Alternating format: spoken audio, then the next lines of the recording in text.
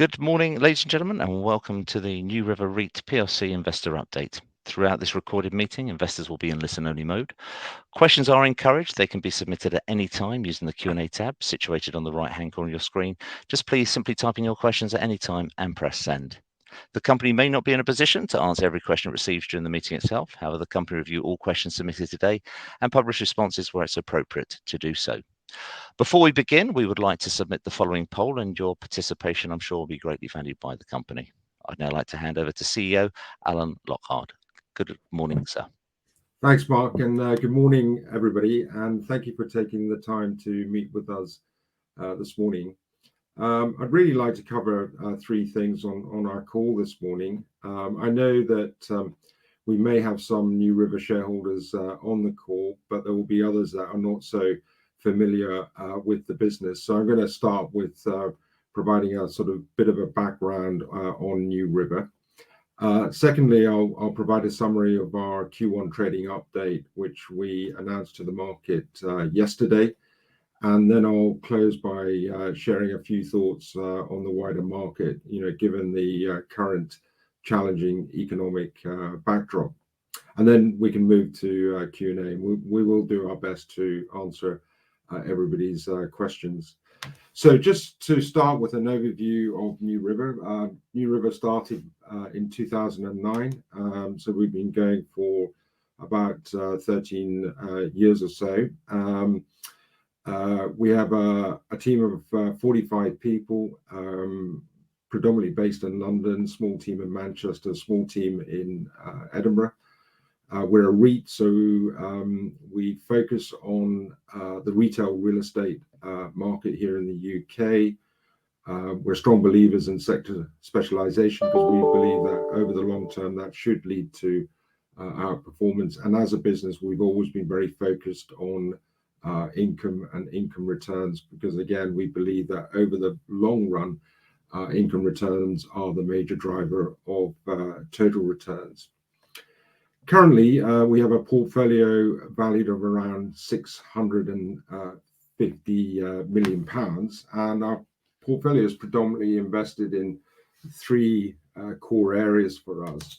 Firstly is our core shopping centres, our retail parks, and then our regeneration portfolio. For our core shopping centres and retail parks, they are very much conveniently located in the heart of communities, and they do provide a range of essential goods and services to local people. And for us, these type of assets provide very attractive income-led returns, and so will form a key part of our portfolio in the future. And in particular, we think that retail parks will be a part of our portfolio that should grow in size over the next 5 years. And our core shopping centres and core retail parks are performing very well. We benefit from very high occupancy, well into the high 90s.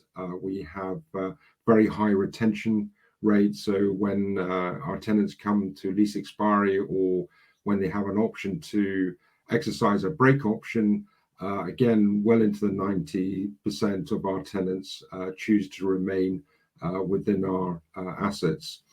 And these assets are also very efficient from a cost perspective. We benefit from a very high gross to net ratio. And over the last 12 months, these assets have been performing very well.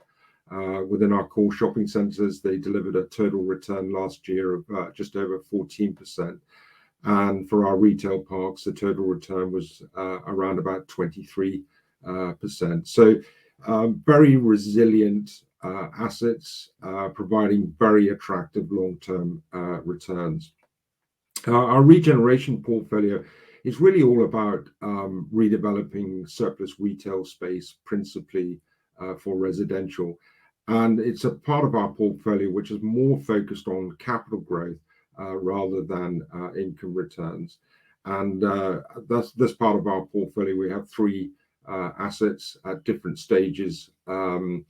And in total, I think we're planning to provide something like about 1,200 residential units by redeveloping the surplus space. So that gives you a little bit of an overview of our portfolio. Moving on to the balance sheet, we have a very strong balance sheet. Our LTV is currently around about 34%. We ended our financial year at the end of March with £88 million of cash in the bank. And we have no drawn debt that matures in the short term. In fact, the only drawn debt that we have is our corporate bond, and that does not mature till 2028. And that comes with a fixed coupon of 3.5%. And what that means is that, notwithstanding that we're seeing rising interest rates in the market, our interest costs are now fixed for just over 6 years. And of course, as an issuer of a corporate bond, we're subject to review by the rating agency. Fitch undertake a sort of review on us every 6 months. And, we are investment grade rating and have been able to maintain our BBB plus rating for since we issued our first corporate bond back in 2017. So really strong balance sheet, which is really important, particularly given the sort of deteriorating economic outlook. Moving on to the dividend, as I mentioned earlier, we're strong believers in income returns, and so the dividend for us is very, very important. Our dividend policy is to pay out 80% of our underlying funds from operations, which means that we're always going to be fully covered, and we pay our dividend out twice a year. Last year, total dividends that we paid out were 7.4 pence.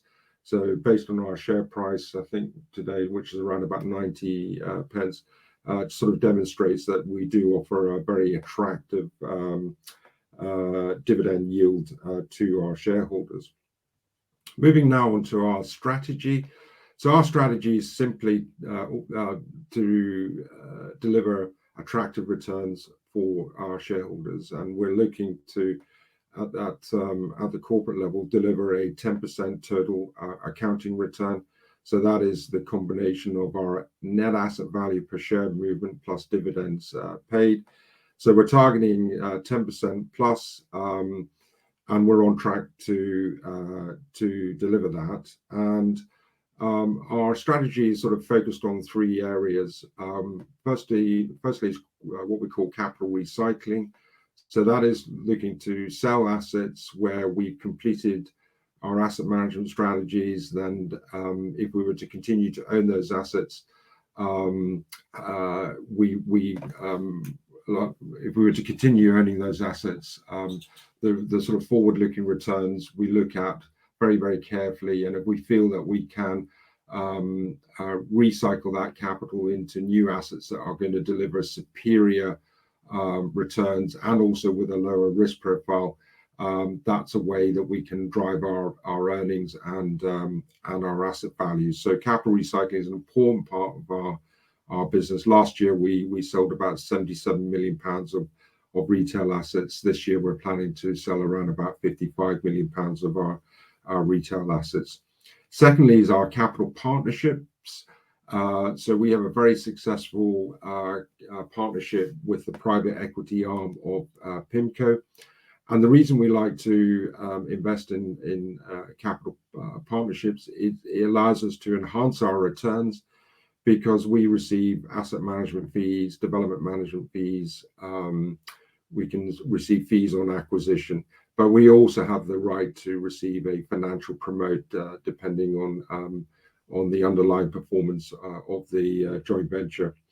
And that's been a successful joint venture with PIMCO over the last sort of couple of years. And we do see that capital partnerships will form an important and growing part of our business going forward. And then finally is regeneration, as I touched on earlier. So regeneration for us is all about delivering capital growth. So it's a pretty simple strategy designed to deliver an attractive total accounting return for our shareholders, and our strategy is working, and we're making good progress on that, and we believe we're firmly on track to deliver a consistent total accounting return of around 10%, underpinned by resilient recurring income returns. And then finally, just moving on to the investment case, why should you consider buying shares in NewRiver? Well, I think it's again quite a simple investment case. We offer a very attractive dividend and dividend yield. We have capital growth prospects through narrowing the discount.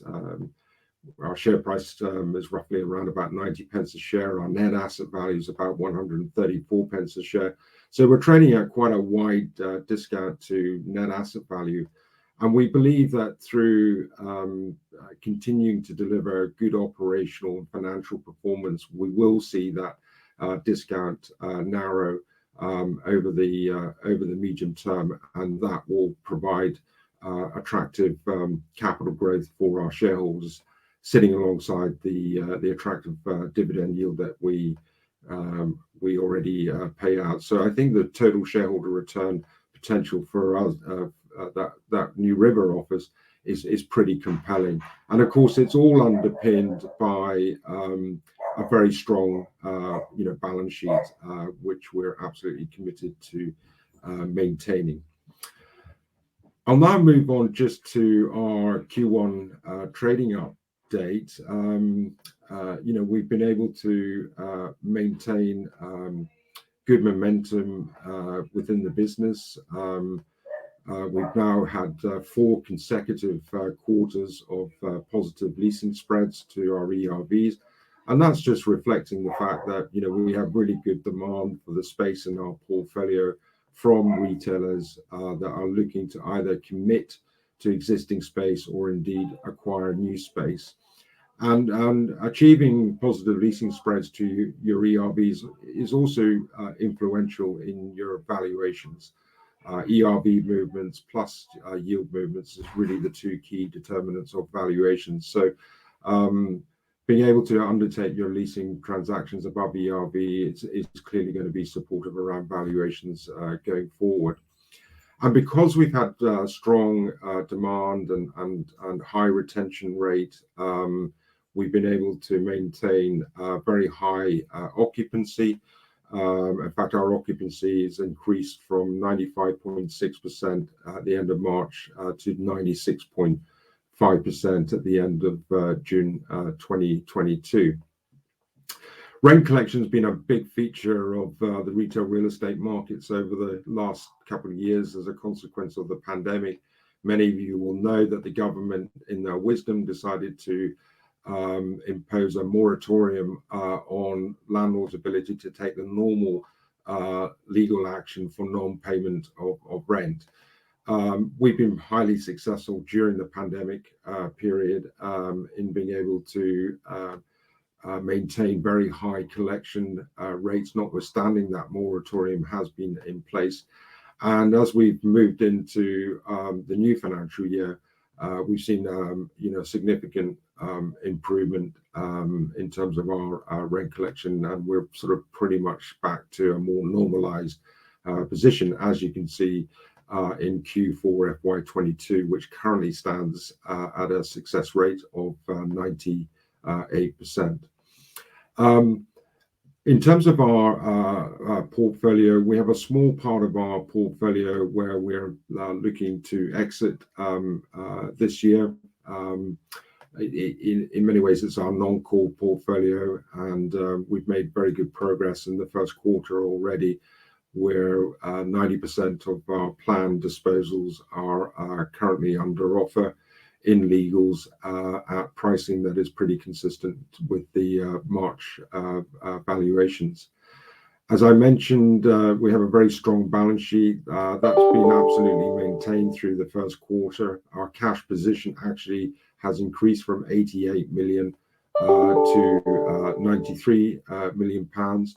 Now, I should just point out that our normal financial guidance on LTV is to be operating at or just below 40%. We're currently just under 34%. So we do have available capital to invest. What we told our shareholders at the end of the financial year is that we're not going to be rushing to deploy that capital, because the economic uncertainty means that we just want to be very cautious and prudent in terms of our approach to capital allocation. But it's fair to say that at some point during the course of this financial year, we will start to deploy capital, and that's obviously going to be very positive in terms of future earnings growth. And as it stands at the moment, we will have about £60 million to invest during the course of this financial year. And we do have a number of options when it comes to capital allocation. First option is to invest in our existing portfolio, and we are going to be doing that this year. We have an investment program of up to £14 million to invest in our portfolio, which we believe will be accretive to both earnings and valuation. Of course, we can deploy capital into the direct real estate market, and we are constantly reviewing and monitoring the market to identify opportunities that are going to deliver the risk-adjusted returns that we are targeting. And then finally, we do have an option to invest in our own shares through a buyback. And what we tend to do is to look at capital allocation based on what is going to deliver the sort of best risk-adjusted returns and is supportive of our long-term strategy. Just finally, going back to the Q1 trading update, we very recently completed our move from our existing office into a new building in London. And that's going to unlock about £500,000 of admin cost savings, because we're very committed to ensuring that we operate with maximum cost efficiency. And currently we're targeting to deliver about just over £1.5 million of cost savings by the end of this financial year on an annualized basis, and we're very much on track to achieve that. So that's quickly on to the Q1 trading update. I'll probably just touch on what we're seeing in the market, and then we can sort of move on to Q&A. So obviously the market dynamics are changing, very much reflecting the high inflation environment that we're in. And as a consequence of the high inflation, we're seeing the central banks starting to increase interest rates. And there's no doubt that consumers are going to have very difficult choices to make around how they spend their money.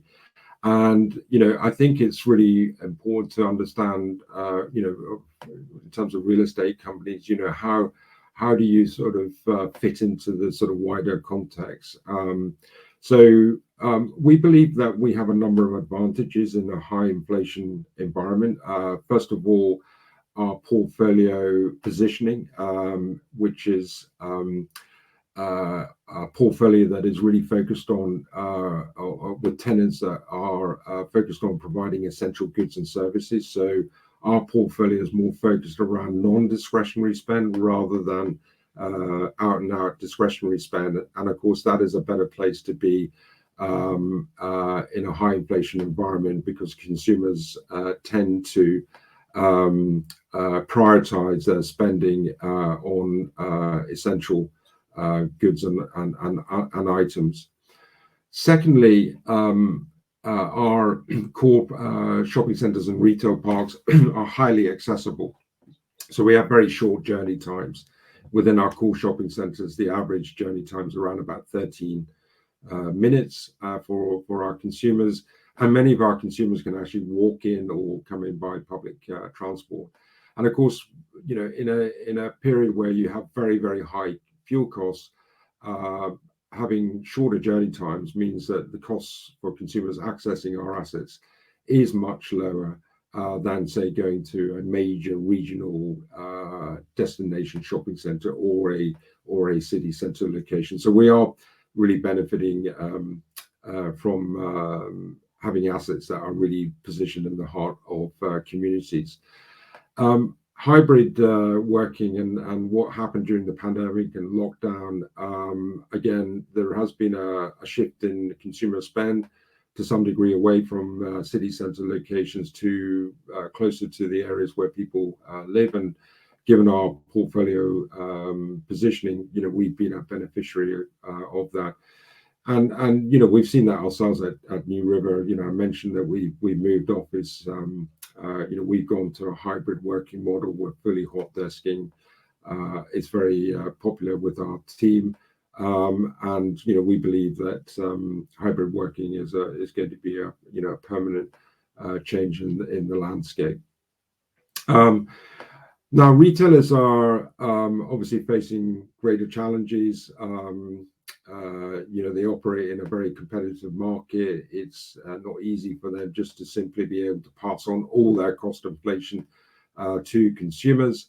But we do believe that it's really the multi-channel retailers and retailers that operate physical store channels are much better placed to operate in a high inflation environment. Yes, their margins are going to be lower, and many of the major retailers have already been indicating that lower margins for this year and into next year. But what I think is really interesting that we're seeing in the market is the real pressure that the pure play online retailers are under. And many of them are reporting warnings around profitability and having to do capital raises to improve their balance sheets. And the reasons are quite straightforward. Pure play operators have tended to operate with much lower margins in the first place. So as their costs have been increasing, deliveries, returns, etc., their margins are getting eroded even further. And they're finding it incredibly difficult to mitigate their costs because they don't have a store-based network where you can incentivize your customers that do want to order online, but encourage them to use the click and collects service that many of the multi-channel retailers can offer. And it's one of the reasons why we've been investing more in retail parks. We started investing in retail parks in 2014 because we believe that retail parks are very compatible with online fulfillment in terms of click and collect, because retail parks are very accessible. All the car parking is at surface level. It's all free, and the retail units are all big box space, which allows retailers to be able to showroom and also handle click and collect orders. So, we're finding it's really interesting. There definitely has been a change of narrative, which for maybe the last sort of 4 years, the market was saying that everything is going online. We never held that view at all, and things are changing. And as I said earlier, the multi-channel retailers I think have clearly emerged out of the pandemic as the winners.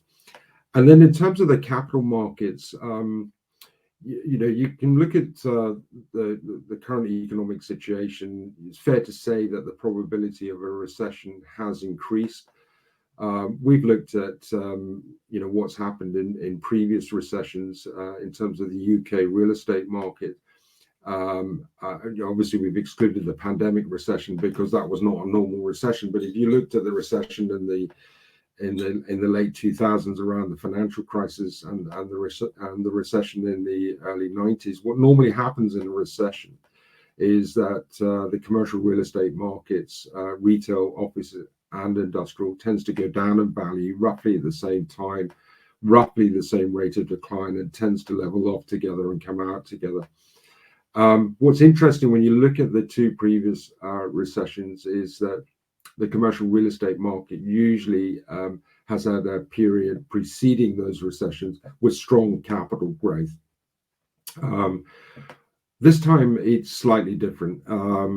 During the pandemic, retail values were marked down very significantly. So if you look at the MSCI index, UK shopping centres fell in value by 38%, and whereas industrial went up by 48%. So this period, which potentially could precede a recession, we've seen industrial have very, very strong capital growth, whereas retail has had significant capital declines. And we're as a consequence of the inflation, we're seeing that the rising interest rates coming through, and of course bond rates have increased as well. And I think retail is actually in many ways better insulated, because the spread on the MSCI net initial yield in retail versus the 10-year gilt is, very, very significant. I think in shopping centres it's something like 450 basis points, whereas industrial is 70 basis points.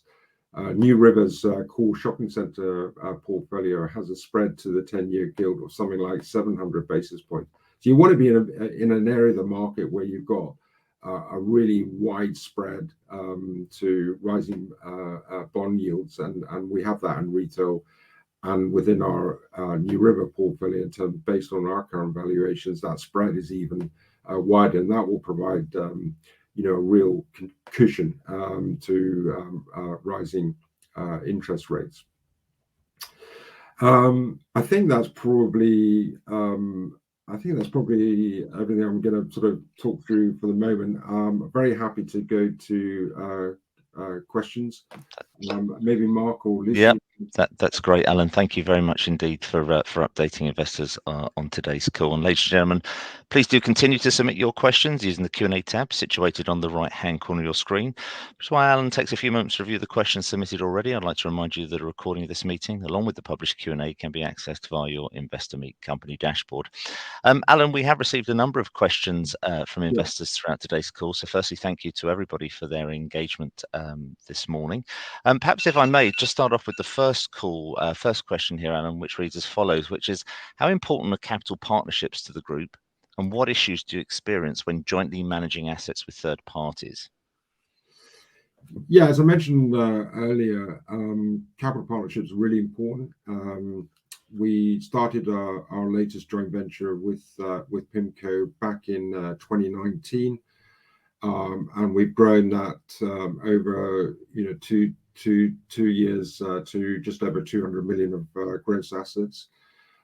We receive asset management fees. So currently our total asset management fees we're receiving from PIMCO and one other mandate that we manage, we're currently getting annualized fees of around about 1.9 million. So in the space of sort of 2.5 years or so, we've gone from annualized fees of around 300,000 to around about 1.9 million, and we think we've got the potential to continue to grow that to anywhere between 3 to 5 million of annualized fees. And of course, as I mentioned earlier, we have the opportunity to receive a financial promote, and that's linked to the underlying performance. And the joint venture we have with PIMCO is performing incredibly well from a financial perspective. We're now starting to move into sell down stage, so we'll be selling a couple of the assets this year,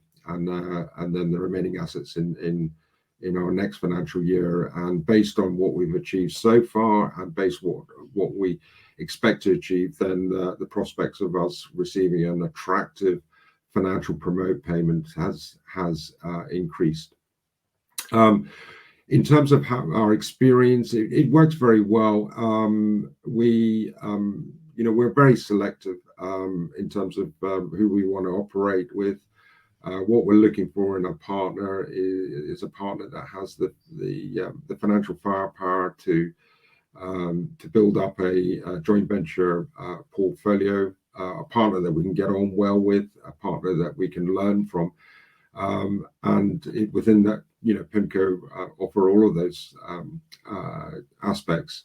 But we believe that there'll be opportunities for us to work with other partners over the next couple of years. And I think one of the interesting thing about retail is that retail real estate today is very operational. You really need to have the skill set and the experience and the expertise if you're going to deploy capital into the market wisely and safely. And therefore, our platform is critically important. And there is a lot of capital that wants to invest into retail real estate.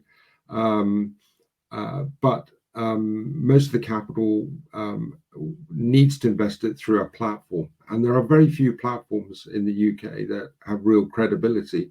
We're one of them.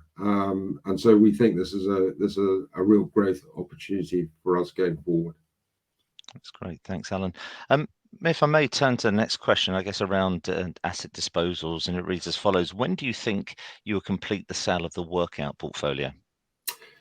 Yeah, so within our workout portfolio, we do have a program of planned disposals. We're going to get those completed during the course of this financial year. So in other words, before March 2023, and we're very much on track on that as we announced in our Q1 trading update. We do have a few workout assets where we're actually investing this year to support a asset management strategy that will ensure that those assets will deliver the sort of sustainable risk-adjusted returns that we're looking for. So, for example, we own a shopping centre, a small shopping centre in Wisbech, and there we're looking to redevelop the back section of the centre to bring in one of the major German food discounters, together with a quality surface car park, and that will transform that asset by generating higher footfall, and that will lead into better rental growth prospects, better occupancy. So that's a sort of good example of the type of asset management strategies that we're deploying on some of those workout assets. And we're anticipating having all of that completed by the end of this financial year, so that beyond March 2023, we won't have a workout portfolio. It'll either been sold or we'll have invested and to support our asset management strategies. That's great. Thanks, Alan. I think you did touch on the next area around share buybacks, but the question reads as follows. What's your opinion on share buybacks versus further investment into the portfolio? Yeah, well, look, I mean, we've done a lot of analysis on this, and it forms share buybacks do form part of our capital allocation strategy, and naturally so, particularly where our share price is currently trading at a significant discount to our net asset value. But there are other things that one needs to take into account. Share buybacks increases your leverage at a higher rate than investing in the direct real estate market. Share buybacks provide basically a one-off benefit. We know that based currently, it would be very earnings per share enhancing, very enhancing of our NAV per share, but it's a one-off. Whereas investing in the direct real estate market, you get that opportunity for future rental growth and valuation growth. And of course, we need to take account of liquidity, and buyback shares, naturally, can reduce your liquidity, and providing liquidity for shareholders is something that we're very focused on, because better liquidity should lead to a better rating as well. That's great. Thank you. Next question, interesting question. What does the pipeline of new opportunities look like, and how are you finding, the valuation and the competitive landscape, I guess, around those assets? Yeah, well, last year we did a lot of research into the UK retail real estate market with our research partners, CACI. And what we were looking to do was to really identify assets that have an underlying resilient rental cash flow today, but that rental cash flow still to be resilient in 10 years' time. Because in our marketplace, there are ongoing things that influence the supply and demand, and real estate is all about supply and demand. So these are things like population growth, economic growth, infrastructure investment, online penetration, demographic changes. And we created our proprietary database with CACI, which effectively allowed us to analyze up to around 2,500 retail real estate assets in the UK to really identify which assets can offer long-term resilient rental cash flows. And from that analysis, it told us that the greater number of opportunities are within the retail park sector, that out-of-town retailing format. And so we do expect that over the next 5 years, retail parks as a percentage of our gross assets will increase to at least 50%. And so we know we've already identified which of these assets that we want to acquire, and we're monitoring that very carefully. The retail park sector had very strong capital growth last year. Liquidity surged into the market over the last sort of 12 months. I think last year from 1st of April 22 to the end of March 23, I think it was about 4.2 billion of transactions within the retail park sector, making it one of the most active years since 2010. But actually what maybe most market participants may not be aware of is that a lot of that liquidity was concentrated in around 7 buyers. And we believe that by just waiting a bit longer, I think there'll be some better buying opportunities. So that's where more of our activity is going to be focused on, is within the retail park sector. That's not to say there won't be some opportunities within shopping centres, but we believe that those are actually more limited because going back to the research that we undertook last year, we do see the greater opportunity within the retail park sector to deliver the type of risk-adjusted returns that we need to deliver in order for us to achieve our strategic aim of delivering a 10% plus total accounting return. Thanks so much, Alan. And perhaps if I turn to the next question, which reads as follows: in your opinion, how does the potential upside for NewRiver REIT compare to that of other REITs operating in the same space, and how would you really differentiate yourself from the others in the area? Well, I mean, within the REIT sector, there are very few pure play retail REITs. And we don't really focus too much time on them. What we're very much focusing on what we can deliver. And I do believe that, humbly speaking, that we're regarded as being one of the best retail real estate platforms in the UK market. We got probably one of the strongest balance sheets within the retail real estate sector. We have a very clear strategy that is working, and I think the aim for us is to deliver that 10% plus total accounting return. We feel confident we're on track to achieve that, and I think by achieving that will set us apart from everyone else within our sector.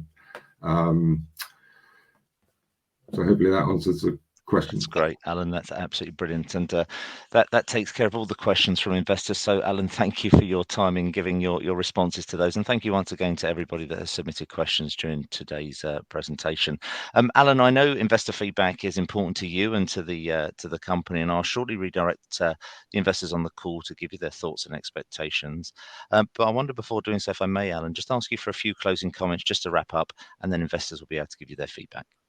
Yeah, sure. Well, look, as I mentioned earlier, that the economic outlook, is pretty uncertain. But I think our team, together with our strong balance sheet, debt maturity profile, and our resilient portfolio, means that we are well positioned for this sort of current environment. And indeed, we look to the future with genuine confidence, because in our experience, and I've been operating in retail real estate markets since the late 1980s, I know that periods of uncertainty often brings opportunities. And whilst in the short term we're going to operate with a higher cash holding than we would normally do, and I think we're right to do that. We're very much primed and ready to take advantages of opportunities that I'm sure will arise from the sort of market disruption that the economic conditions are likely to bring. And I think this is why, as I mentioned, we're very confident of our ability to deliver a very attractive total accounting return, and I'm confident that will feed into delivering very attractive total shareholder returns for our shareholders. That's great, Alan. Thank you once again for your time this morning and for updating investors. Could I please ask investors not to close this session, as we'll now automatically redirect you for the opportunity to provide your feedback in order the management team can better understand your views and expectations. This will only take a few moments to complete, but I'm sure will be greatly valued by the company. On behalf of the management team of NewRiver REIT PLC, we'd like to thank you for attending today's meeting, and may I wish you all a very pleasant morning. Thank you. Thank you.